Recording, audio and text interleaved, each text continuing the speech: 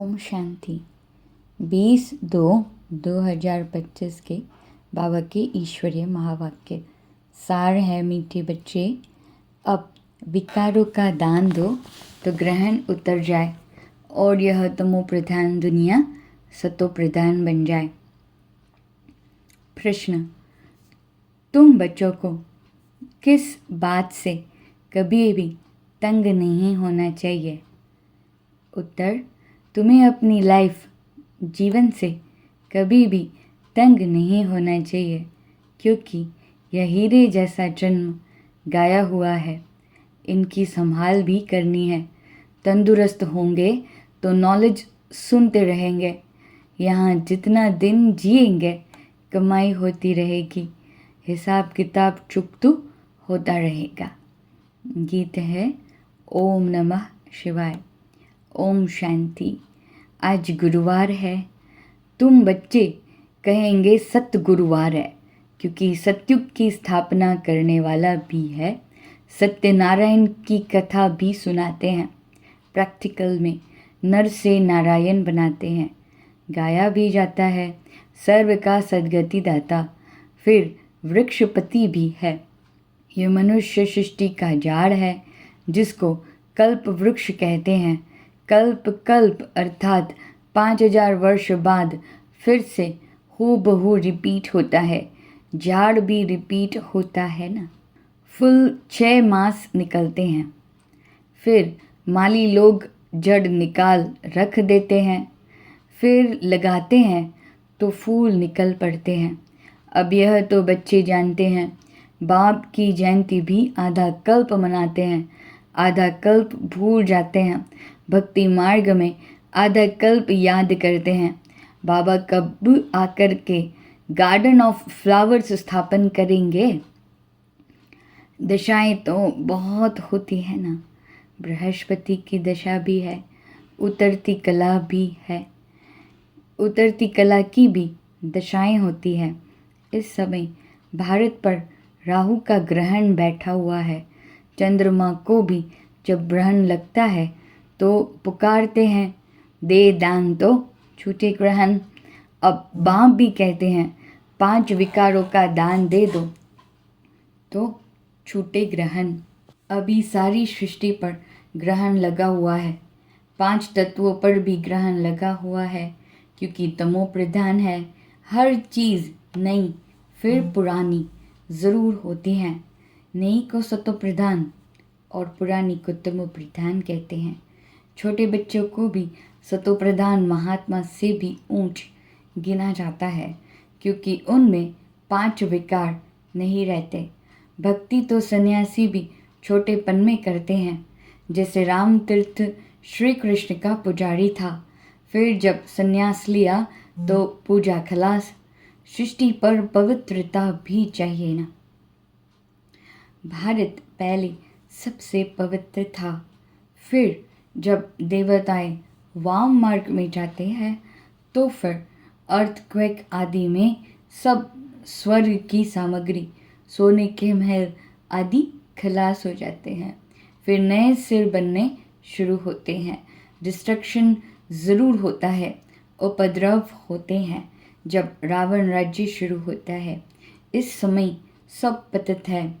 सतयुग में देवताएं राज्य करते हैं। असुरों और देवताओं की युद्ध दिखाई है, परंतु देवताएं तो होते ही है सतयुग में। वहाँ लड़ाई हो कैसे सकती? संगम पर तो देवताएं होते नहीं। तुम्हारा नाम ही है पांडव। पांडवों कौरवों की भी लड़ाई होती नहीं। सब हैं गपोड़े। कितना बड़ा झाड़ है, कितने अथाह पत्ते हैं, उनका हिसाब थोड़ी कोई निकाल सकते हैं। संगम पर तो देवताएं होते नहीं। बाप बैठ आत्माओं को समझाते हैं। आत्मा ही सुनकर कांध हिलाती है।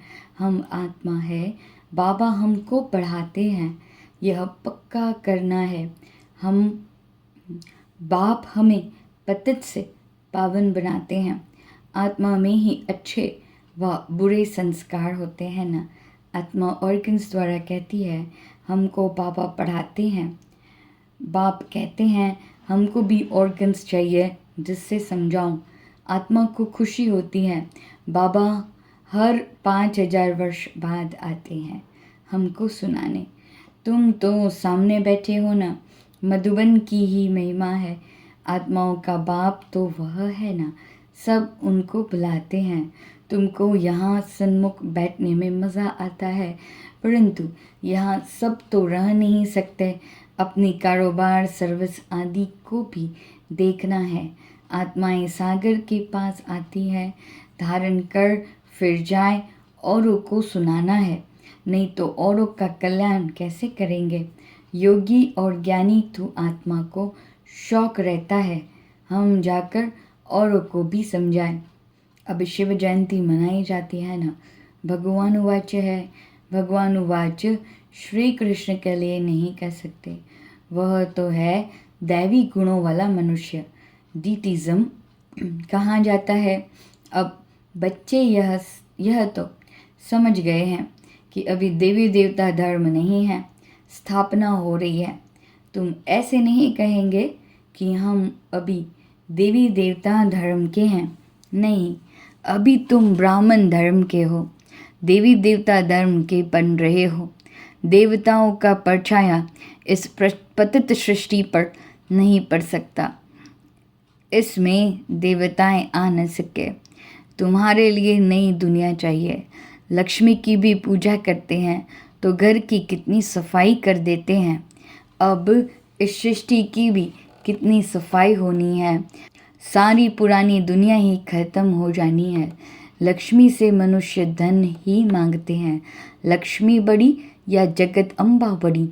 अम्बा के मंदिर भी बहुत है, मनुष्य को कुछ भी पता नहीं है। तुम समझते हो लक्ष्मी तो स्वर्ग की मालिक और जगत अम्बा जिनको सरस्वती भी कहते हैं, वहीं जगत अम्बा फिर यह लक्ष्मी बनती है। तुम्हारा पद ऊंच है, देवताओं का पद कम है। ऊंचे ते ऊंच तो ब्राह्मण ज्योति है ना, तुम हो सबसे ऊंच। तुम्हारी महिमा है सरस्वती जगत अम्बा। उनसे क्या मिलता है? सृष्टि की बादशाही। वहाँ तुम धनवान बनते हो, विश्व का राज्य मिलता है। फिर गरीब बनते हो, भक्ति मार्ग शुरू होता है। फिर लक्ष्मी को याद करते हैं। हर वर्ष लक्ष्मी की पूजा भी होती है। लक्ष्मी को हर वर्ष बुलाते हैं।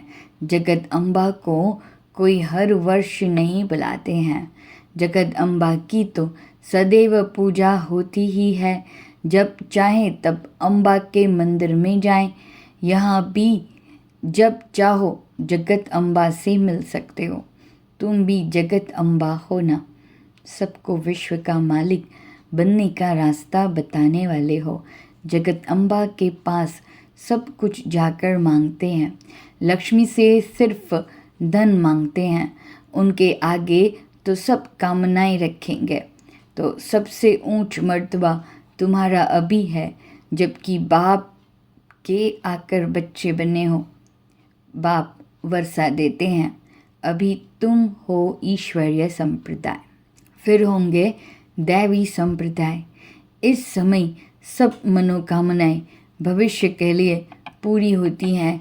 कामना तो मनुष्य को रहती है ना, तुम्हारी सब कामनाएं पूरी होती है। यह तो है आसुरी दुनिया। बच्चे देखो कितने पैदा करते हैं। तुम बच्चों को तो साक्षात्कार कराया जाता है। सतयुग में कैसे श्री कृष्ण का जन्म होता है, वहाँ तो सब कायदेसर होता है। दुख का नाम नहीं रहता, उनको कहाँ ही जाता है सुखधाम। तुमने अनेक बार सुख में पास किया है, अनेक बार हार खाई है और जीत भी पाई है। अभी स्मृति आई है कि हमको बाबा पढ़ाते हैं। स्कूल में नॉलेज पढ़ते हैं, साथ साथ मैनर्स भी सीखते हैं ना। वहाँ कोई इन लक्ष्मी नारायण जैसे मैनर्स नहीं सीखते हैं। अभी तुम दैवी गुण धारण करते हो, महिमा भी उनकी ही गाते हैं। सर्वगुण संपन्न, सोलिकला संपूर्ण, संपूर्ण निर्विकारी, डबल अहिंसक। तो अभी तुमको ऐसा बनना है। तुम बच्चों को अपनी इस लाइफ से कभी तंग नहीं होना चाहिए, क्योंकि यह हीरे जैसा जन्म गाया हुआ है। इनकी संभाल भी करनी होती है। तंदुरुस्त होंगे तो नॉलेज सुनते रहेंगे, बीमारी में भी सुन सकते हैं, बाप को याद कर सकते हैं। यहाँ जितना दिन जिएंगे सुखी रहेंगे, कमाई होती रहेगी, हिसाब किताब चुकता होता रहेगा। बच्चे कहते हैं बाबा सत्युग कब आएगा, यह बहुत गंदी दुनिया है। बाप कहते हैं अरे पहले कर्मातीत अवस्था तो बनाओ, जितना हो सके प्रसारित करते रहो। बच्चों को सिखलाना चाहिए कि शिव बाबा को याद करो। यह है अव्यभिचारी याद, एक शिव की भक्ति करना, वह है अव्यभिचारी भक्ति, सतो प्रधान भक्ति। फिर देवी देवताओं को याद करना, वह है सतो भक्ति। बाप कहते हैं उठते बैठते मुझ बाप को याद करो। बच्चे ही बुलाते हैं हे पतित पावन, हे लिबरेटर, हे गाइड, यह आत्मा ने कहा ना। बच्चे याद करते हैं, बाप अभी स्मृति दिलाते हैं, तुम याद करते आए हो, हे दुख हरता सुख करता आओ। आकर दुख से छुड़ाओ, लिबरेट करो, शांति धाम में ले जाओ।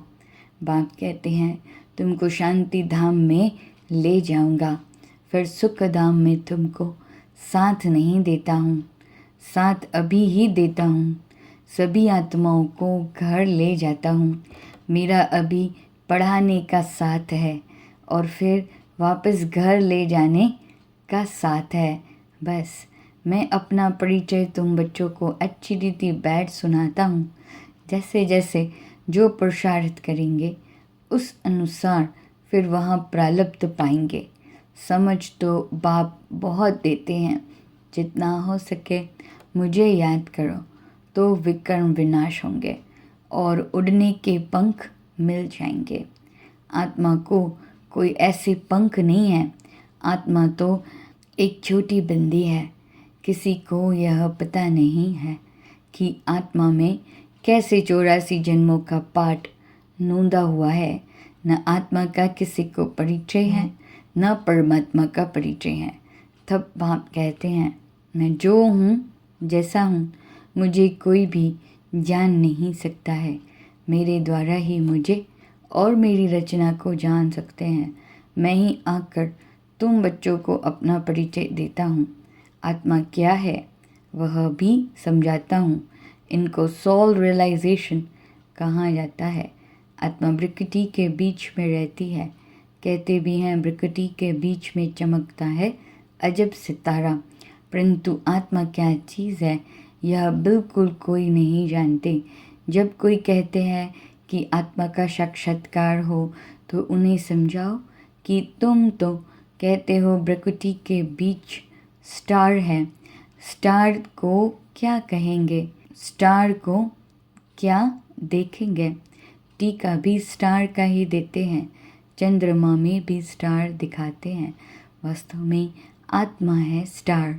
अभी बाप ने समझाया है तुम ज्ञान स्टार हो, बाकी वह सूर्य चांद सितारे तो मांडवी को रोशनी देने वाले हैं। वह कोई देवताएं नहीं है। भक्ति मार्ग में सूर्य को भी पानी देते हैं। भक्ति मार्ग में यह बाबा भी सब करते थे। सूर्य देवताय नमः, चंद्रमा देवताय नमः कहकर पानी देते थे। यह सब है भक्ति मार्ग।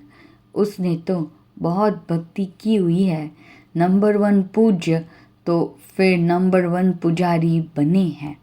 नंबर तो गिनेंगे ना, रुद्रमाला के भी नंबर तो है ना। भक्ति भी सबसे जास्ती इसने की है। अब बाप कहते हैं छोटे बड़े सबकी वानप्रस्थ अवस्था है।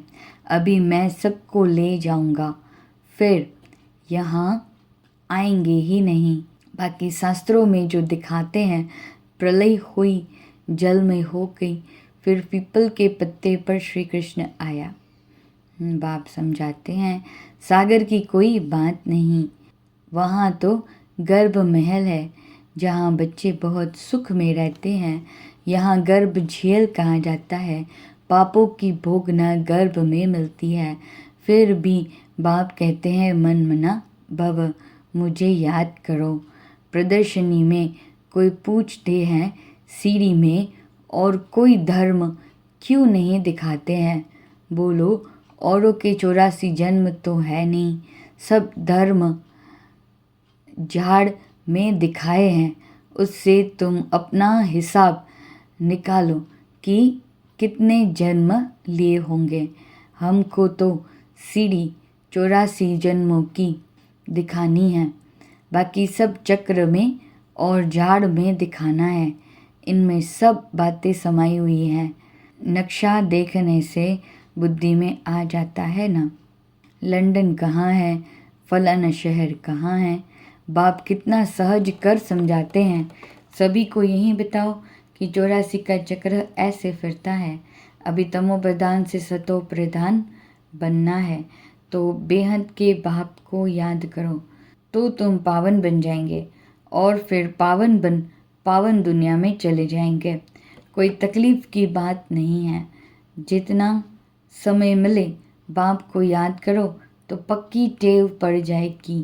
बाप की याद में तुम दिल्ली तक पैदल जाओ तो भी थकावट नहीं होगी। सच्ची याद होगी तो देह का भान छूट जाएगा, फिर थकावट हो नहीं सकती। पिछाड़ी में आने वाले और ही याद करने में दिखे जाएंगे। अच्छा, ओम शांति। मीठे मीठे सिकिल दे बच्चों प्रति मात पिता बाप दादा का याद प्यार और गुड मॉर्निंग। रूहानी बाप की रूहानी बच्चों को नमस्ते। हम रूहानी बच्चों की रूहानी बाप दादा को याद प्यार, गुड मॉर्निंग और नमस्ते नमस्ते नमस्ते।